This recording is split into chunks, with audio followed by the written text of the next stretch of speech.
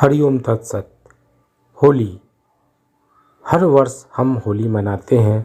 आइए होली को विस्तार से जानें। मैंने होली के विषय में आप लोगों के सामने एक महत्वपूर्ण चर्चा रखी है जो 4 भागों में है। कृपया कर हर एक भाग को ध्यान से देखेंगे। भाग 1 है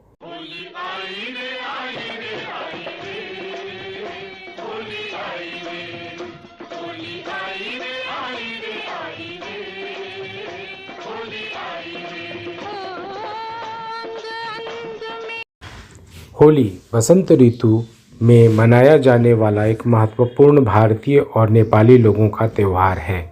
यह पर्व हिंदू पंचांग के अनुसार फाल्गुन मास की पूर्णिमा को मनाया जाता है। होली रंगों का तथा हंसी खुशी का त्यौहार है। यह भारत का एक प्रमुख और प्रसिद्ध त्यौहार है जो आज विश्व भर में मनाया जाने लगा है। यह उत्सव है रंग खेलना, गाना बजाना, हुड़दंग। आइए जानते हैं होली से जुड़ी कुछ खास बातों को। इस दिन से भारत में नव वर्ष की शुरुआत भी हो जाती है, इसलिए होली नव संवत और नव वर्ष के आरंभ का प्रतीक है। होली भारत का उमंग उल्लास के साथ मनाया जाने वाला सबसे प्राचीन त्यौहार है। पहले होली का नाम होलाका था। साथ ही होली को आज भी फगुआ, गुलेड़ी, दोल के नाम से जाना जाता है। इतिहासकारों का मानना है कि ये पर्व आर्यों में भी प्रचलित था, लेकिन अधिकतर यह पूर्वी भारत में ही मनाया जाता था। अनेक पुरातन धार्मिक पुस्तकों में इस त्यौहार के बारे में लिखा हुआ है।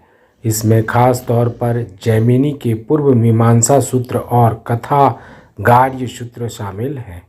नारद पुराण और भविष्य पुराण जैसे पुराणों की प्राचीन हस्तलिपियों और ग्रंथों में भी इस पर्व का उल्लेख मिलता है। प्रसिद्ध मुस्लिम पर्यटक अल बरूनी ने अपने ऐतिहासिक यात्रा संस्मरण में होलिकोत्सव का वर्णन किया है। साथ ही भारत के अनेक मुस्लिम कवियों ने भी अपनी रचनाओं में इस बात का उल्लेख किया है कि होली को उत्सव केवल हिंदू ही नहीं मुसलमान भी मनाते हैं। अकबर का जोधाबाई के साथ तथा जहांगीर का नूरजहां के साथ होली खेलने का वर्णन इतिहास में है। अलवर संग्रहालय के एक चित्र में जहांगीर को होली खेलते हुए दिखाया गया है। शाहजहां के समय तक होली खेलने का मुगलिया अंदाज ही बदल गया था। शाहजहां के ज़माने में होली को ईद गुलाबी या आब-ए-पाश रंगों की बौछार कहा जाता था।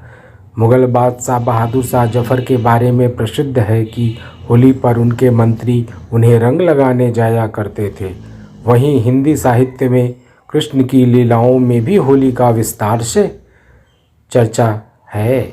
संस्कृत साहित्य में होली के कई रूप हैं, जिनमें श्रीमद् भागवत पुराण में होली को रास का वर्णन किया गया है। महाकवि सूरदास ने वसंत एवं होली पर 78 पद लिखे हैं। शास्त्रीय संगीत का होली से गहरा संबंध है। हालांकि ध्रुपद, धमार और ठुमरी के बिना आज भी होली अधूरी है। वहीं राजस्थान के अजमेर शहर में ख्वाजा मोइनुद्दीन चिश्ती की दरगाह पर गाई जाने वाली होली के गानों का रंग ही अलग है।